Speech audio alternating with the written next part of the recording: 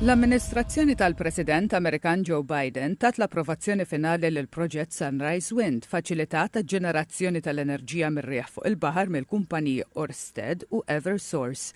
Din il-faċilità mistennija tipprovdi provvista tal-elettriku lil aktar minn 320,000 dar fi New York.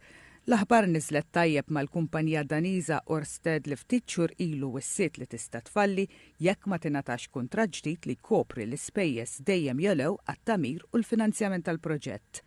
Ørsted u Eversource qalu separatament li mal-approvazzjoni federali ħadu deċiżjoni finali flimkien ta' investiment fuq il-proġett u li se jibdew il-kostruzzjoni fuq l-art. Sunrise Wind huwa s-seba' proġett ta' ġenerazzjoni tal-enerġija mir-riħ fuq il-baħar li approva d-Dipartiment tal-Intern tal-President tal-Istati Uniti Joe Biden li bħala parti mill-aġenda tibdil fil-klima għamel mira li jiġġenera 30 gigawatt ta' enerġija mir-riħ minn faċilitajiet fuq il-baħar. The Inflation Reduction Act invests $369 billion to take the most aggressive action ever in confronting the climate crisis and strengthening our energy security. It's going to offer working families thousands of dollars in savings by providing them rebates to buy new and efficient appliances, weatherize their homes, get tax credit for purchasing heat pumps and rooftop solar, electric stoves, ovens, dryers. It gives consumers a tax credit to buy electric vehicles or fuel cell vehicles, new or used.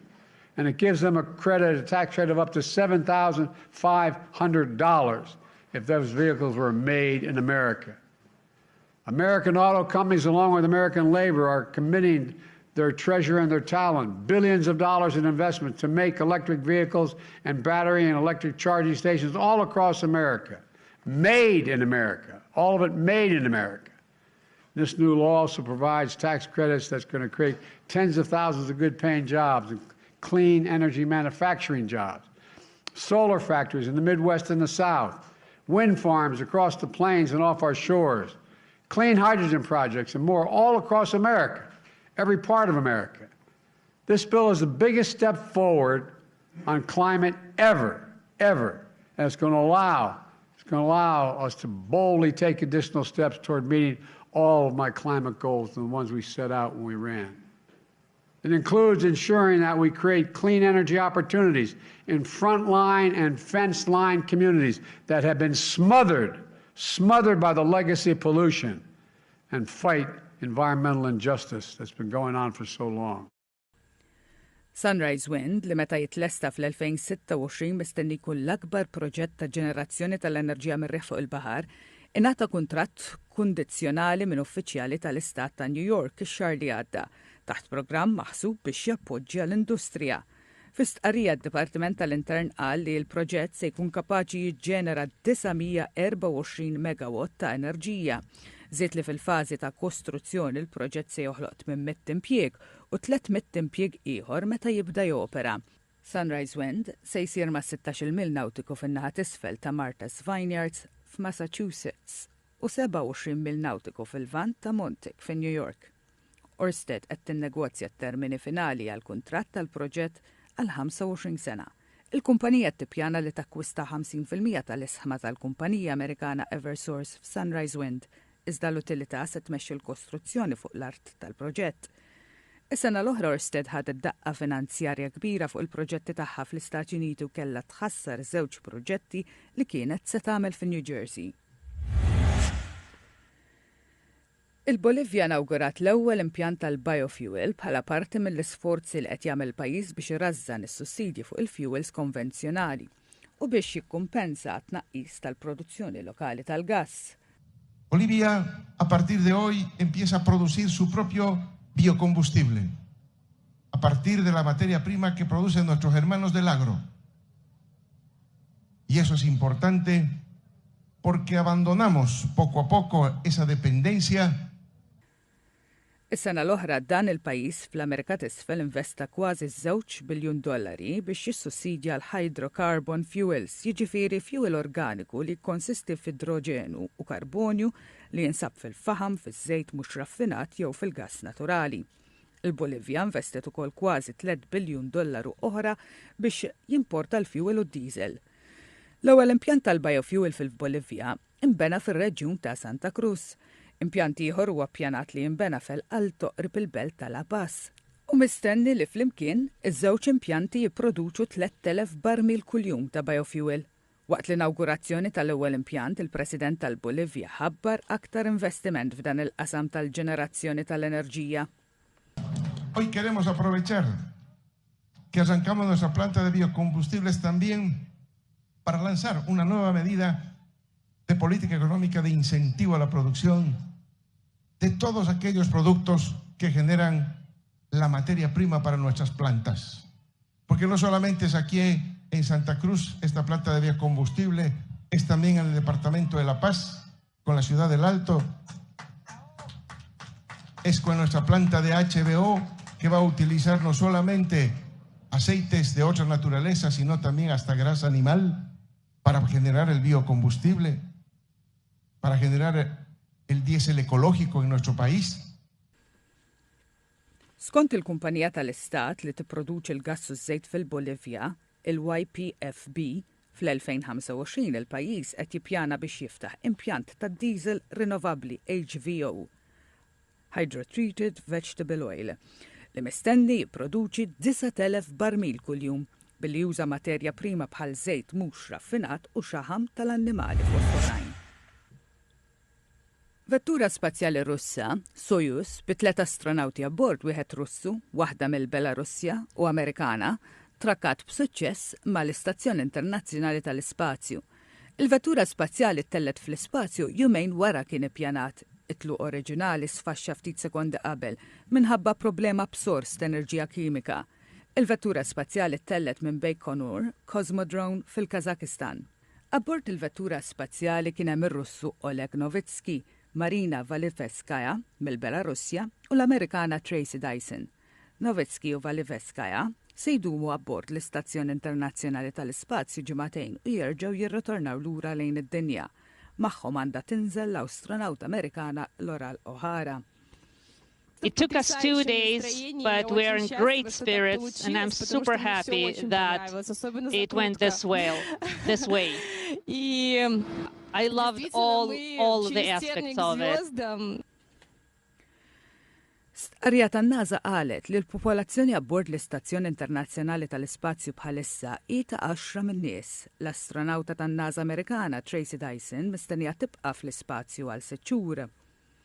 L-ispazju huwa wieħed mill-aħħar ftit oqsma li fihom l-Istati Uniti u r-Russja baqgħu jikkollaboraw flimkien minkejja ir-relazzjoni bejn iż-żewġ pajjiżi ħadet daqqa ta' ħarta kbira riżultat tal-gwerra fl-Ukrajna. Richard Slayman, raġel Amerikan ta' 62 sena u li marat serjament bil-kliwi sar l-ewwel bniedem fid-dinja li rċieva kilwa ġdida ta' ħanżir ġenetifikament modifikat. L-operazzjoni li damet 4 sigħat saret ix-xahar li għadda minn tobba fl-Isptar Ġenerali ta' Massachusetts f'Boston kienet suċċess u Slayman qed jirkupra tajjeb. So I want to close by commending Mr. Slayman, who's been my patient, as I said, for many years for his courageousness in becoming a trailblazer in the field of transplantation. He saw this as not only as a way to improve his own personal life, but a way to provide hope for the thousands of people who need a transplant to survive. Bħall-ispeċjalista li taħtu kien Slayman, anki l-kirurgi li operaw lil Slayman u r-riċerkaturi li ħadmu fuq dan it-trapjant iddeskrivew is-suċċess ta' din l-operazzjoni bħala avvanz kbir fil-mediċina li jista' jkun ta' benefiċċju għal għadd kbir ta' pazjenti morda bil-kliwi li jkollhom jagħmlu trattamenti ta' dijaliżi jew li qegħdin fuq lista twila jistennew trapjant tal-kliwi. The size of the pig kidneys was exactly the same as human kidneys. And despite difficult patient, because advanced vascular disease in this patient, the procedure went well. Upon restoration of blood flow into the kidney pinked up immediately and started to make urine. When we saw the first urine output, everyone in operating room burst in applause. It was truly the most beautiful kidney I have ever seen. Thank you. Sleiman kien irċieva trapjant ta' kilwa umana fl-istess sptar fl-2018 wara li għamel 7 snin fuq id-dialiżi. Iżda wara 5 snin il-kilwa li kien irċieva ma baqgħetx tajba u kellu jerġa' jibda trattamenti tad-dialiżi. Il-kilwa ġdida ta' ħanżir ġenetikament modifikat li rċieva kellha bidu tajjeb. It's off to an incredibly strong start. The kidney was producing urine, during the transplant, which is always a great sign. So as soon as the kidney was reperfused with Mr. Slayman's blood, it was instantly producing urine. The urine output since the transplant's been really good. And if you really could equate it to a human kidney transplant, it looks very similar, right? So the experiences that Mr. Slayman is having are very similar to if he had gotten a human kidney. Dr. Mike Curtis u l-kap eżekuttiv tal-kumpanija eGenesis ta' Cambridge, Massachusetts, li provdiet il-kilwa l rċieva Slayman.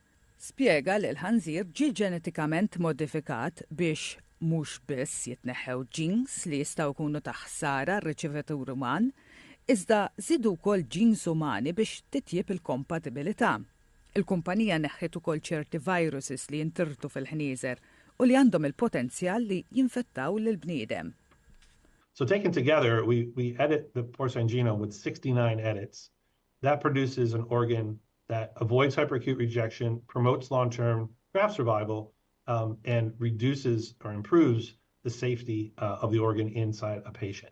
That's the nature of the kidney, the edits that we did to the kidney that was transplanted on Saturday.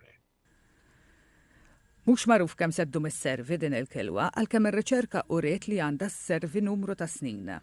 We still don't know how many years these kidneys can survive, but based on our preclinical research, we are aiming at years, at least for more than 2 years in the best case scenario, but still we have to be careful.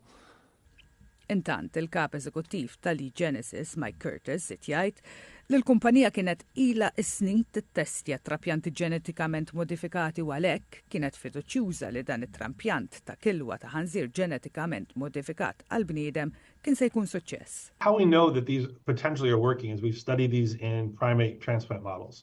So for the past couple of years, we've been working with the Mass General team to study these organs in monkeys.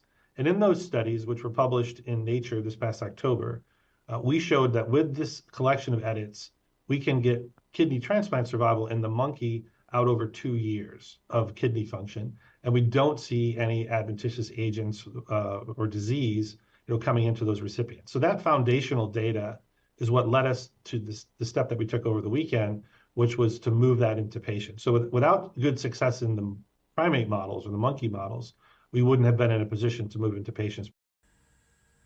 Żied jispjega l-għażla tal-ħanżir li ntuża f'din l-operazzjoni. And we chose what's called the Yucatan mini pig. This is a pig that's fully grown, is about 150 pounds.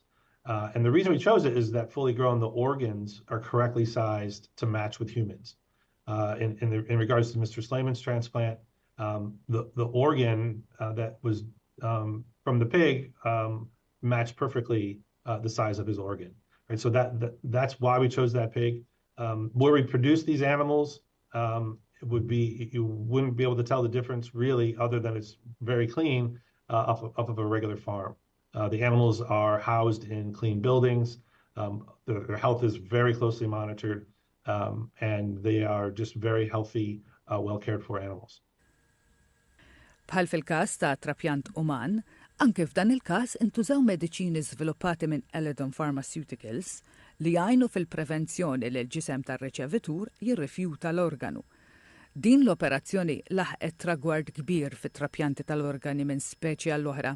Il-persuni madwar id-dinja li qed jistennew donazzjoni ta' organi huma ħafna u l-aktar organu li huwa bżonjus huwa l-kliwi.